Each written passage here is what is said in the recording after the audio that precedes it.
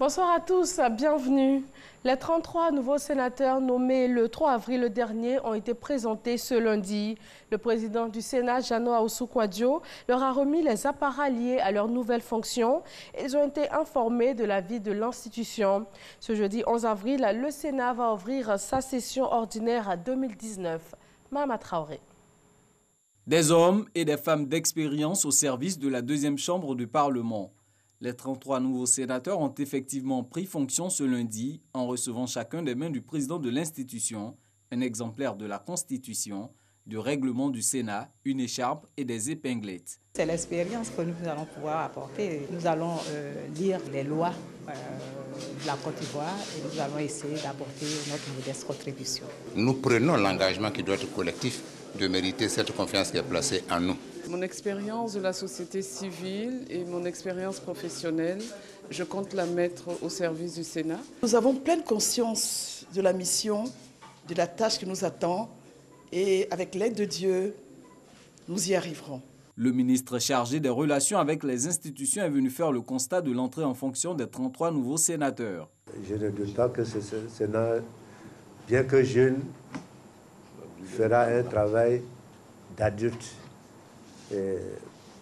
au regard de l'expérience que vous lui apporterez. Les 33 nouveaux sénateurs ont été nommés par le président de la République en respect de l'article 87 de la Constitution. Le Sénat affiche désormais complet avec 99 sénateurs. Vos qualités professionnelles, vos expertises variées et votre sens élevé du devoir sont indéniables comme l'attestent vos états de service.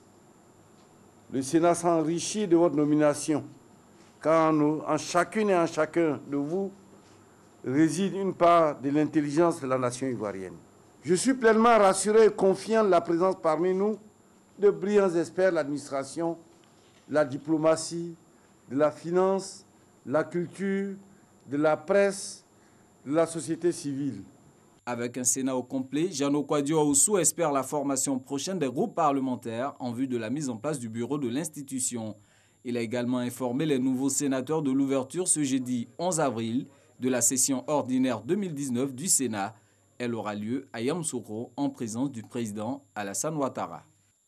Saison des pluies, prévention des inondations et catastrophes. Ce lundi, l'Office national de l'assainissement et du drainage a procédé au déguerpissement des populations du quartier Fani, cité Béni dans la commune de Yopougon. Selon l'Office, ces populations étaient installées dans une cuvette de rétention des eaux pluviales. Pour prévenir ces cas d'inondation, les acteurs de la cellule de crise ont été formés sur le bulletin risque inondation. Il s'agit pour ces derniers de mieux comprendre le lexique des bulletins de prévision mis à leur disposition par la Sodexam afin de prendre des mesures nécessaires. La police nationale, les sapeurs-pompiers ou encore les mairies sont entre autres les acteurs qui ont pris part à cet atelier initié par l'Office national de la protection civile en partenariat avec la Sodexam. Depuis hier, dimanche 7 avril, le Sénégal a un nouveau gouvernement. Le président Macky Sall a nommé 32 ministres.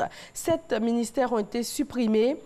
L'équipe sera bientôt dépourvue d'un premier ministre, l'exécutif ayant prévu à terme de supprimer la fonction afin de garantir, selon la présidence, l'efficacité des réformes pour le nouveau quinquennat de Macky Sall.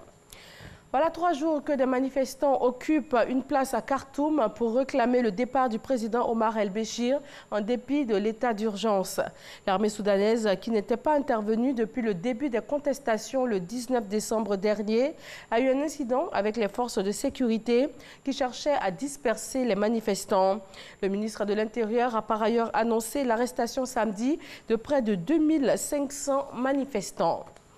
Les combats ont repris ce lundi matin en Libye. L'autoproclamée armée nationale arabe libyenne, menée par Khalifa Haftar, a continué son avancée vers la capitale libyenne. Il a ordonné la première attaque par son aviation, avec pour objectif de libérer la route de l'aéroport, une voie rapide qui mène au cœur de Tripoli. L'état-major de Haftar affirme qu'une dizaine de véhicules ennemis ont été détruits.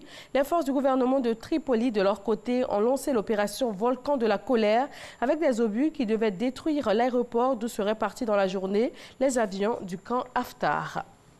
L'Assemblée nationale française examine la taxe sur les géants du numérique, appelée taxe GAFA, qui désigne plus généralement tous les géants du secteur du numérique. Cette taxe, étudiée par les députés français, serait initiée en France, alors que l'Union européenne et les économies mondiales ont bien du mal à se mettre d'accord sur le sujet. Et voilà, c'est tout pour ce flash d'information. Merci de l'avoir suivi. Retrouvez tout de suite l'info régionale et nous pour le journal à 20h.